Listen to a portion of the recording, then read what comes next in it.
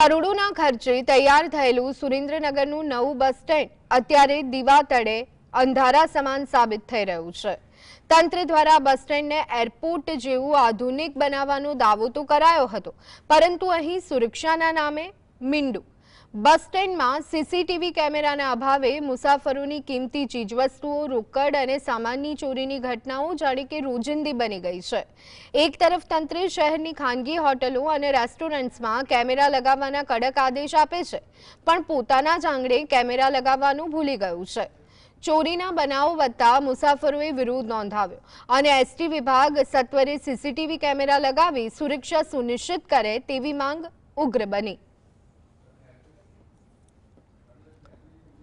હજી થોડોક સમય થયો છે આ બસ સ્ટેન્ડ નવું નિર્માણ કરવામાં આવ્યું છે, છતાં તંત્ર આ બેરું મૂંગું તંત્રને દેખાઈ નથી રહ્યું। એક પણ સીસી ફૂટેજ નાખવામાં નથી આવ્યા।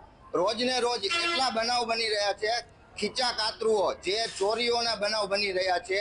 એક બેનનું હજી 2 દિવસ પહેલા જ એક પાકીટ કપાણું હતું, 6.5 લાખ રૂપિયા એમની દીકરીના ગયા છે, સોનું ને બધું બરોબર, છતાં પણ નથી કોઈ કામગીરી કરવામાં આવી રહી। અને અનેક બી ડિવિઝનમાં પણ ફરિયાદો એટલી ગઈ છે, છતાં પણ કોઈ અહીંયા એવી સુરક્ષા નથી આપવામાં આવી। સુરેન્દ્ર એક 70 વર્ષની બાનું પાકીટ કપાણું બરોબર, ગરીબ માણસો એટલા લૂંટાય છે, છતાં તંત્રને દેખાઈ નથી રહી।